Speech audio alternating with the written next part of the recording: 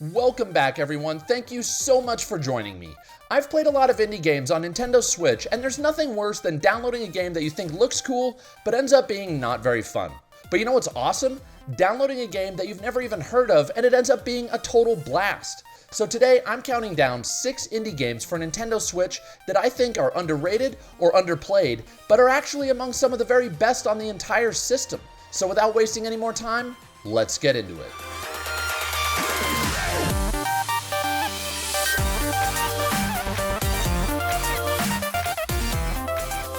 The first title I want to talk about is Teslagrad, a puzzle platformer that uses electromagnetism as its core gameplay mechanic.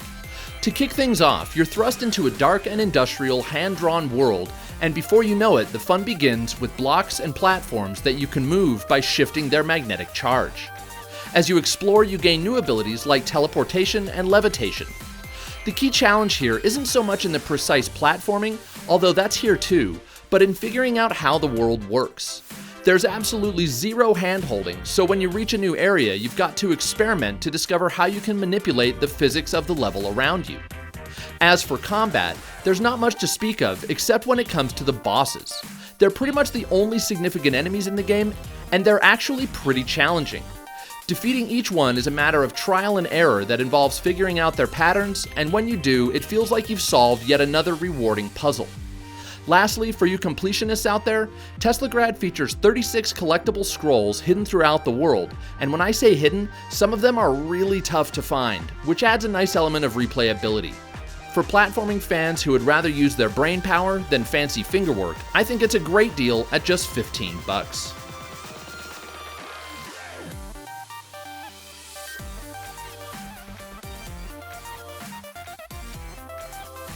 Severed is probably the most unique game on this list. Initially released on the Vita, Wii U, and 3DS in 2016, it never got the attention I felt it deserved.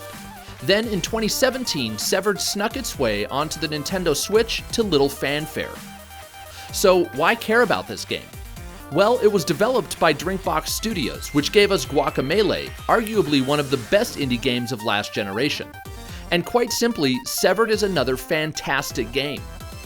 It's a first-person dungeon crawler that has you exploring tombs, tunnels, and towers while battling ghoulish enemies using one of the most unique combat systems, well, ever. What makes it so unique? For one, it requires you to use the touchscreen.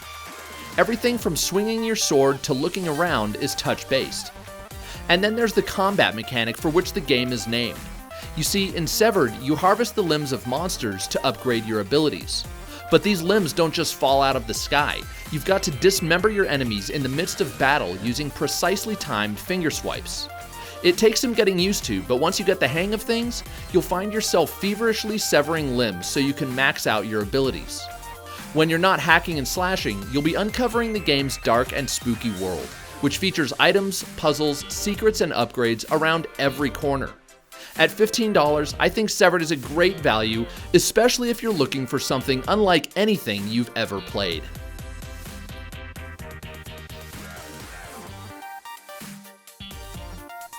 What's the difference between Super One More Jump and crack? You can quit crack. Seriously, pick up this game at your own peril.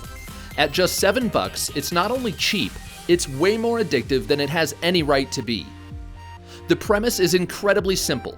You race along a track and jump obstacles. If you miss a jump, you explode and start over. That's it. Seriously, that's the entire game. Now, I know what you're thinking. Isn't that just an endless runner? I suppose you could call it that, but this game's got a few twists. First, gravity constantly changes directions, so you can leap from floor to wall to ceiling and back again. This makes things feel much more like a platformer and allows for some incredibly inventive level design. Second, the game introduces new obstacles such as springboards that keep things interesting as you get deeper into the game. Lastly, Super One More Jump is broken up into bite-sized levels, so no matter how challenging the game gets, which it does, you're never that far from reaching your goal. If you want a deep gameplay experience, look elsewhere. But if you want a relatively mindless yet challenging game that's great for when you've got just a few minutes to kill, check out Super One More Jump.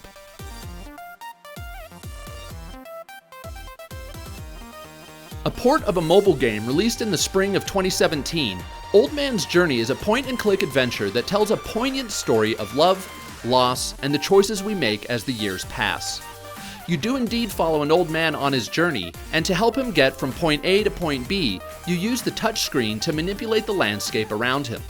It feels like an interactive watercolor painting, with each scene offering some light and fun, if sometimes repetitive brain teasers. While the challenge never really ramps up, that's okay because this game is more about the story and the emotions it stirs. About 10 minutes in, I was treated to a delightful musical score, and from then on, the game never stopped pulling at my heartstrings, mostly through stunning artwork. In addition to the art that makes up each location, the story is told through absolutely gorgeous paintings which are revealed as you complete each area. Somehow, these works manage to perfectly convey emotional, introspective, and sometimes heartbreaking moments in time. In fact, what impressed me most about Old Man's Journey is the amount of storytelling it does without a single word of dialogue. Anyhow, if you're looking for a game that's going to occupy you for hours and hours, you might want to consider some of the other games on this list. But if you're in the mood to occupy an afternoon with something beautiful and relaxing, you can pick up Old Man's Journey for $10 in the eShop.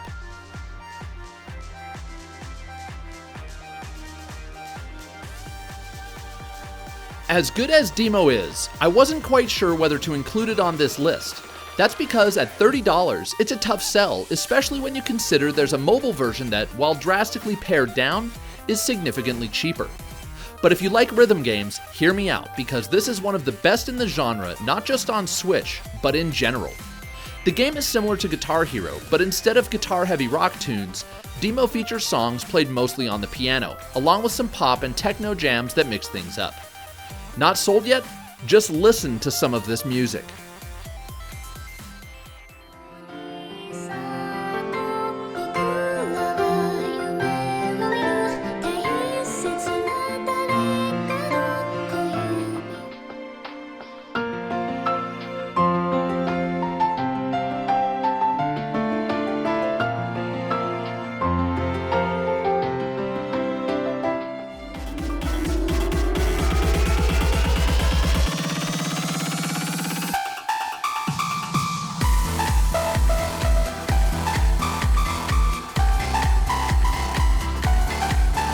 And that's why this game is frickin' amazing.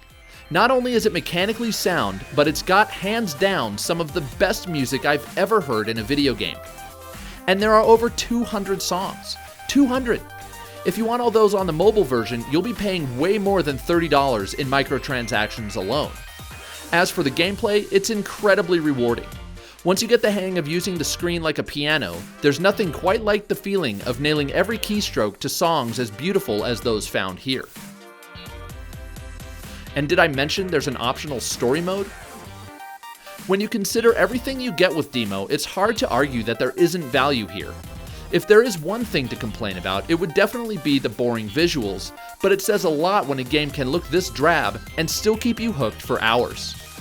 If you don't like rhythm games, sure, this is a hard pass. But if you do, I encourage you to search out some reviews or even try it on mobile first. And if you take the plunge on Switch, I think you'll be pleasantly surprised.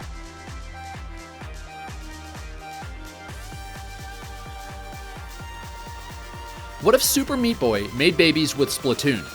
Well, you'd get Splasher. Quite simply, Splasher is my favorite game on this list, and in my opinion, it's one of the most fun, addictive, and mechanically sound 2D platformers on the Switch. Set in a death trap-laden paint factory, the game serves up 22 fast-paced levels that have you jumping saw blades, dodging lasers, and avoiding numerous other forms of gory doom. Thankfully, you're equipped with a spray gun that gives you several helpful abilities, like blasting enemies or coating the walls with adhesive paint. Mixing things up even more, the levels are themed after distinct gameplay mechanics that make each stage feel fresh. And just like Super Meat Boy, this game won't let you win without a fight. Yes, it's tough, but I encourage all players, even those weary of difficult platforming, to give this game a try. Defying death in this game can be a total adrenaline rush, and while there were countless times that I felt challenged, there were very few that I felt genuinely frustrated. That's the sign of a great platformer. Lastly, the game incentivizes you to explore by hiding 7 of your paint factory coworkers throughout each level. Simply finding each one isn't tough, but reaching them without dying can require some serious creativity. If you're like me, you'll want to rescue every last one, which makes this game well worth the $15 price tag. My suggestion, make this the next game you play on Switch. Well, thank you guys so much for watching the entire video. If you enjoyed it, please drop a like. And if you want to see more content just like this, let me know in the comments. And if you want to make sure you never miss a video, all it takes is clicking that subscribe button. We'll see you in the next video.